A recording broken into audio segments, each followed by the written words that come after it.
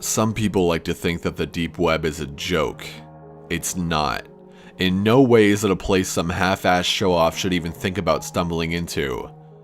In fact, I would tell even the most seasoned of hackers with any fiber of a moral compass to stay the fuck away from that place. Because it's a place that will scar you and leave you terrified to follow the cyber footprints left by someone else's shadow ever again. I know this because I'm a hacker, or at least I used to be one. I had been using computers since I was 12 years old. I had always been fascinated with the idea of being a cyber crusader, determined to find the new uncharted territories of the internet. I'd gotten pretty good at utilizing bits of software here and there, and it even got to the point where the slow crawl of dial-up internet didn't even affect me anymore.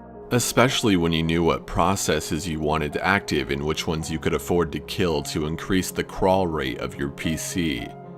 In other words, I had a pretty good idea of what I was doing. By the time I was 20 years old, I could both safely and confidently call myself an ace when it came to hacking. I could keep up with the best and had made a name for myself among many other netizens on the web. In fact, I was among the few thousands who had managed to come up with the formula to hack the Google search bar in order to delve deeper into the directories to get what we wanted. Call it our own personal attack for having bought the rights for YouTube and slapping content creators with copyright infringements left and right. The early years of YouTube back then were not pretty. I had my channel taken down several times because of Google's little purchase. But that's neither here nor there. This plays no bearing on the story. I'm simply giving you a little history lesson, especially for all the younger netizens out there. Anyone who was a hacker knew about the deep web. It pretty much had the same purpose as most would speculate it does today. Drugs, guns, illegal imports, you name it, and that place pretty much had it. The deep web was, and is, the gateway into what is known as the global black market. I had purchased a few imported goods during that time and had a decent amount of drugs. It was about halfway through the first semester at my school. Sophomore year of college was my time to be stoned almost constantly, so I was a regular customer on the digital black market. Most of my friends came to me for the hookup, and I could always cut them a pretty good deal based on my frequent interactions with sellers on the net. To access the deep web, you didn't have things like Tor browsers, not back then. To access the darker side of the web, you needed to know what you were doing. Ghost hacking, proxies, parent directories, backdoors, scramblers, dump sites. These are all terms hackers utilized years back and when Java was not as prevalent in browsers as they are today. Back in the day, it was often referred to as the dark net. I don't know when it transitioned into the deep web and I don't really care. I'm never going back. I had just gotten some new equipment for my computer. The CRT I had been using finally quit, and after ordering a new monitor and some more RAM, I was pretty set to go. My plan was to try and barter for a better sound card when I could afford it with the vendors I went to on the dark net. I was setting up to do a little bit of gaming when I noticed I had an alert from one of my net friends saying they had stumbled across something interesting. A series of black boxes that, when opened, seemed to lead you down another web directory. It was like tunneling, but more vast. Knowing my curious nature, he had passed the information on to me, knowing I would want to follow up on this information. I was one of the few vagrant hackers in my circle, an explorer, mindlessly taking one path and then another and opening up a door and seeing where it goes. Most times you would come across a treasure trove of information, or a dead end. He hadn't cut any corners when he broke down everything to me. His start point, the different pathways he had taken, how often he had reset his IP address per 30 to 45 seconds, what protocols he had used to cover up his trail, and the level of encryption that he had encountered with each box and how long it had taken him to reach the next one. 7 boxes he had come across, and upon reaching the 7th is where he'd gotten stuck. Challenge accepted. I quickly glanced over the data, already booting up the ghost hacks and IP scramblers. I needed to have what was in front of me knocked out of the way, as well as being able to cover my own ass. With the new encryption I had made, I would be able to latch onto an existing IP address for 30 seconds before bouncing to another one, making it seem like I had disappeared. This was great in theory, but forced my movements to be slow when it came to being able to do things on my sad little Inspiron. In 10 short minutes, I was ready to go. Like he had shown me, I followed his pathways and activated my encryptions to keep myself safe, wandering from parent directory to parent directory. It didn't take long for me to run into the first black box. Just a basic encryption that took almost no time to break through. Inside was a directory with 4 different subdirectories. I knew that the second link was where my friend went, but my curiosity led me to pick the first one. In about 3 minutes, I realized it was a dead end, so I quickly backtracked and made my way to the main directory, deciding that I wouldn't deviate from his original path. In about half an hour, I ran through all 6 black boxes, coming across the 7th and realized that the encryption on this particular box was very different. Every hacker, no matter how good, leaves a sliver of information behind. You just have to know what to look for. I knew my friend had been here and this is where he had gotten stuck. This was a unique lock, one that I knew would take a bit of time to break through the encryption. It was a Thursday night, I'd finished up my work early for a change and I wasn't called into work, so I had time to kill. Now this box was a tricky little shit. I had never run across so many tedious things to break through in my entire life. It was more annoying than an actual challenge. A tug here, a pull there, slipping and dipping and moving around all the different codes in an attempt to decipher just what all this information entailed. But I wasn't allowed the luxury of lingering because the minute I got distracted to see and understand what exactly I was swimming through, the encryption would completely kick me out of the box, forcing me to start all over again. After another 45 minutes, I managed to break through and I felt like I was sitting on top of the world, but the only problem was that I was in another directory again, except this time, there was only one thing inside of it. It was a redirect hyperlink labeled WTTMH. I was too happy to know I'd broken through the damn encryption code blocking this pathway that I didn't even stop to think and wonder what those letters meant. Like a fucking pleb, I just clicked on the link and let it redirect me. My ghost was active, so I wasn't worried about being traced. It did its thing, redirecting me to another website. This site took a little bit longer to load. Possibly because my ghost was attempting to filter and tunnel through anything that would have pinged me on someone's radar. This was also an indication that I had entered through a back door, one that I really didn't have any business utilizing, but I did anyway. When messing around in the darknet, you only ever use the back entrance onto pages if you thought you were the shit and didn't think you'd get caught. That, or you were the site manager themselves. About 5 minutes later, the webpage finally loaded up. Soft, creepy carnival music played in the background, barely above the sound of a whisper. Even with headphones on, I had to really pay attention to take notice of it. Across the window, in big bold letters, read, "Welcome to the Monkey House." I was immediately intrigued. Being the huge Kurt Vonnegut fan that I am, I recognized the title for what it was. But for anyone who has read the compilation of short stories, I assumed I was about to walk into a place full of rebels, preaching on their soapboxes like they were Harrison Bergeron. I wished that had been the case. I wished it more than anything, now that I think back on it. A window popped up on the bottom right of the browser, a chat window and a greeting message. I'll never forget the way my heart almost shrank in on itself in response to that gray box. It read, "Welcome to the Monkey House, home of all the chills and thrills you can imagine and some even beyond your wildest dreams. Would you like a guided tour?" Despite my interest, I didn't want to linger around in this place. The host was most likely surveying the area and monitoring all traffic flow spilling onto the site. Hell, the site owner could have very well been the one pinging that automated message to me right that second. "No thank you," I wrote. "If you insist, do you already know your way around the Monkey House then? I don't think I've seen you around here before." No, I was referred by a friend. I couldn't believe I just straight up lied like that. But I had panicked. Something told me that this wasn't some bot. I was talking to a real person, and I already knew I was a lot further in the darknet than I normally wandered into. They could eat me alive if I gave them a single reason to get suspicious of me. Their response: "Oh, you mean for the event this evening? We had given guest vouchers to all of our VIP members so they could invite their friends to tonight's special event." Event? What the fuck? There was an event? I decided I would just play along so as not to give myself away. I had clearly come across a membership-only site, waltzing in through the back door like I owned the place.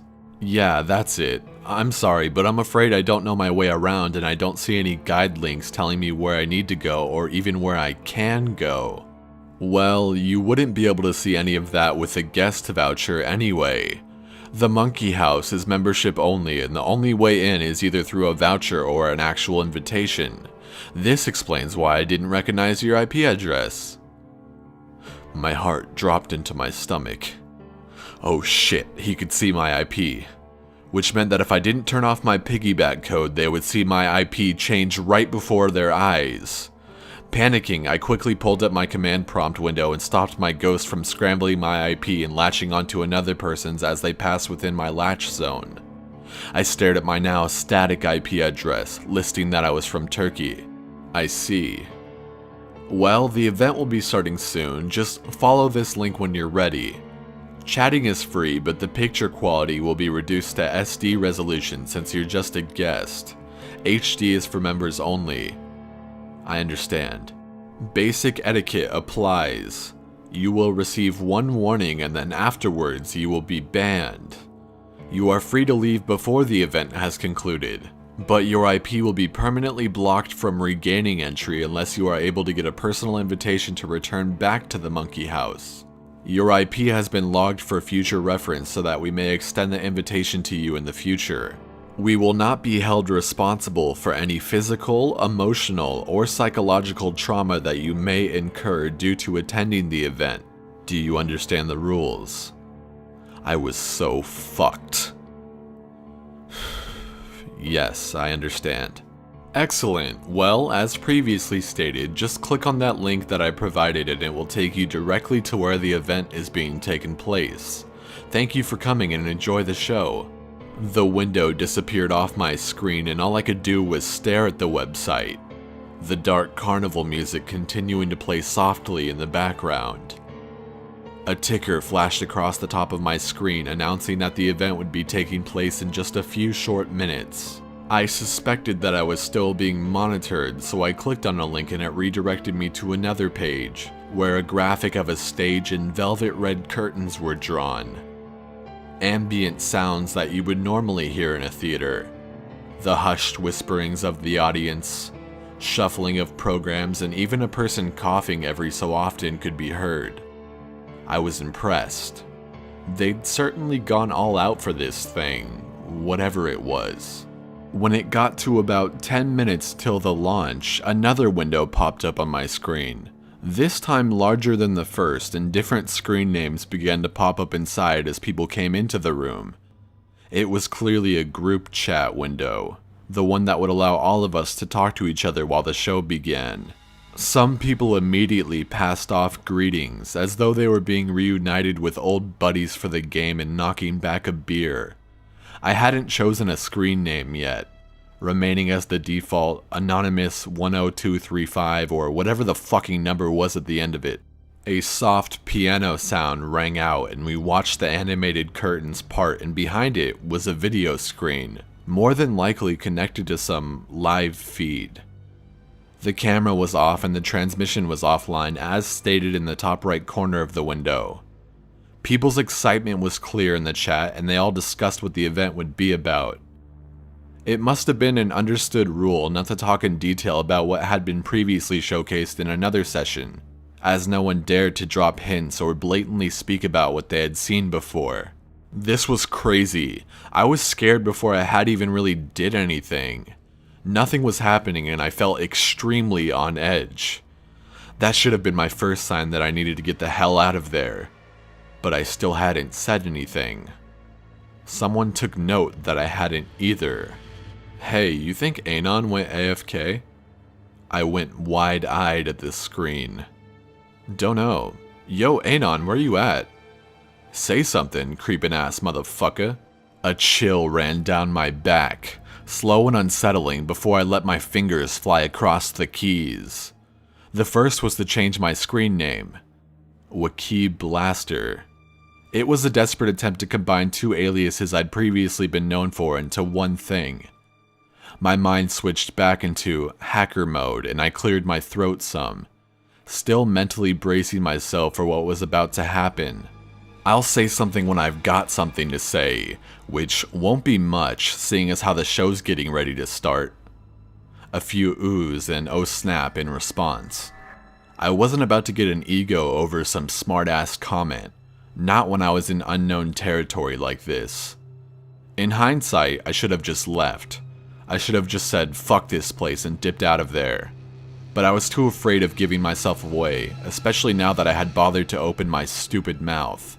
A hailstorm of messages flooded the chat, mostly people counting down the seconds as we hit the 1-minute mark. A time ticker appeared over the video window mounted on the stage when it hit 30 seconds. They went from white to pink and then a shade of red, growing darker as the numbers decreased slowly to 1. 0 was completely blood red and then disappeared from the screen as static appeared in the video frame. The show was about to begin. A person with a mask appeared on the screen. The mask, a stark porcelain white with a pair of painted blue eyes and a black twisted smirk spreading across the lower portion of it. Their wild, matted hair stuck out around the edges of the mask, the rest hidden by a silk top hat. He was dressed to the nines, a deep red and black 3-piece suit and half cape draped over one of his shoulders. He held a long, black cane with a silver skull atop the handle as the decorative piece. Good evening to you, ladies and gentlemen. For all returning members, it is so very good to see you again. As for all the newcomers, I welcome you to the Monkey House. I'm your host, Hans Twilight, the ringleader of this humble little carnival of mine. I couldn't help but laugh a little, feeling some of my anxiety wash away. What the fuck was I watching? I had been so worried about a sideshow freak like this. Jovial music played in the background of the video and I leaned back in my chair, silently fussing at myself for having gotten so worked up over nothing. We have a very special treat in store for all of you this evening. Are you ready for this little show of ours to begin? The chat room was soon flooded with messages confirming that they were, in fact, ready. Hans appeared to be looking off to the right where the window was and he let out a chuckle. Rolling the cane between both of his leather-gloved hands, he leaned towards the camera a bit more and tilted his head to the side. Very well, let the show begin! He stepped away from the screen, giving out a wide, flourishing gesture with his cane as he pointed the tip to an area behind him. It was too dark to see anything until an overhead light came on, illuminating a man strapped to a table who was wearing an elephant mask. He struggled against the leather straps binding him just as a buzzsaw roared to life at the space between his legs by his ankles. There was applause being heard in the video, something I had assumed, and hoped, was just an audio track that was playing in response. The chat was going crazy with excitement as my heart sank into the pit of my stomach, the realization of what was happening hitting me. I immediately covered my mouth with my hands. Oh my god. Starting out the night, we have Ringo, ladies and gentlemen. You all casted your votes last week and we held a little competition to see who this week's winning executioner would be. Trixie Mir 571, you are this week's winner and get to choose how each of our 3 attractions get to die. Your entry, Death by Table Saw, is what helped you win the competition, so here it is. I watched as that very screen name began to type out her gleeful screams and everyone else congratulated her. All except me. Did no one care about the muffled screams of the man strapped to the fucking table saw? What the fuck is wrong with these people? I was sitting there, literally watching as Trixie typed more stuff into the chat window. I wanted to tell myself that this wasn't real, that this couldn't be real, but as Trixie typed out that she wanted the man to be slowly inched forward towards the saw, it became horrifically clear that this was in fact real. 2 men unstrapped his restraints and the elephant man immediately began fighting against them. Sadly, the other guys were bigger and stronger than him, each grasping for his respective wrists and ankles. His screams began to elevate as his legs were spread and arms held straight up above him. The sound of blades cutting into human flesh is no different than the sound of a butcher carving into a hunk of meat. The hum of the buzzsaw escalated as soon as it made contact, and the spray of blood that followed made me turn my head and cover my mouth. Elephant Man's screams were now a high-pitched squeal, and had I not been so afraid of vomiting, I would have used both of my hands to cover my ears. So I was greeted by the sounds of death while closing my eyes. I couldn't watch, I just couldn't, but the sound of meat being sawed through, the cracking of bones and the spray of blood intermingled with the horrible sounds of his screams would be forever burned into my mind. I ignored these sick bastards in the chat room because they were clearly all getting their fucking rocks off on this shit. During my time moving around in the darknet, I had heard rumors about stuff like this. These twisted shows with nothing but horrible people and guaranteed deaths for their victims. Each member paid monthly dues or some other bullshit, and the worst part was that the general public wanted more. They paid to watch people get tortured and killed and then cast aside without much of a care in the world. It was fucking murder. It felt forever before only silence remained in that place. That fucking audience applause track played again along with the dark carnival music. It wasn't until I opened my eyes to look back at my computer screen that I realized I had been crying. Never in my 20 years of life had I ever experienced anything so fucking messed up. I was that young person who had grown up believing in the good in everyone, that all people deserved a second chance. Not these guys. They all needed to be dumped off in a nuclear waste zone and left there to fend for themselves. Every single one of them. But I couldn't call them out on it. I couldn't threaten to tell the cops either. It would have been nothing for one of those guys on his team, or even the actual site host, to look at my static IP and realize I was actually piggybacking off of someone else. And without a way to escape, they'd zero in on my true IP address and quite possibly hunt me down. Actually, no. Scratch that. They would hunt me down. I tried to exit out of the browser just to pull myself out of that nightmare. My browser wouldn't close, not even hard killing it through the task manager did anything. Some kind of script on the site was preventing me, and everyone else, from being able to close the browser. We were locked in. We couldn't get out. I couldn't get out. Well, that was certainly colorful, wasn't it? Let's have Bridget come out now. The next victim was brought out. A young woman wearing a tiger mask. She was sitting in a clawfoot bathtub filled with water, a live battery and jumper cable situated on a table nearby. No, fuck! I didn't care anymore. I couldn't watch another second of this. I activated my command prompt. I was going to kill these scripts one at a time if I needed to. I just needed to make enough of a hole for me to wiggle out of. Just enough to get myself out and have it seal itself shut behind me. Since I assumed I was the only one trying to get out, then a couple of scripts dying here and there wouldn't bring me any unwanted attention. The very second I killed one script, a separate chat window popped up onto my screen. I've been waiting on you to make your move. My mouth went dry almost instantly, my hands frozen as they hovered above the keyboard. No, they couldn't have noticed that. It was just some basic insignificant code that wouldn't have affected any of the scripts on the current page. It was just some silent background coding. I decided to play dumb. What are you talking about? You think I don't recognize a fucking ghost hacker when I see one? God fucking damn it. I had been so careless, I knew I had. I should have never let my curiosity get the better of me. I'll give you some credit though. I know you're not in Turkey, but you're doing a fan-fucking-tastic job of misdirecting me from your real one. Now I was scared. I was fucking terrified. This person was trying to put a crack in the only shield of protection I had in this place. If I had known this was going to happen, I wouldn't have bothered making my IP static in the first place. My misdirection sequence would only be successful for so long before it finally lost its effect and I would be discovered. This was my first time running across another hacker with malicious intent against me. I didn't know what I would expect or what would come of me the moment I was caught, but I didn't care anymore. Without blinking, I reached behind my rig and pulled the power supply cord loose from the machine. My screen went dark and the carnival music was no more. I didn't waste another second. Getting my tools out, I started dismantling my tower, all but ripping parts out of the machine before dumping memory sticks and various other components into the bathroom sink. I flooded them in the basin without a second thought, returning to my room and grabbing a handful of refrigerator magnets and started running them across everything that had been inside my rig. My roommate walked in just as I was stripping the shell of my rig to the bare minimum, and when she asked what I was doing, I told her that it was in her best interest to not pry about it. Not that I would have told her anyway. It's safe to assume I tore the ever-living shit out of my machine.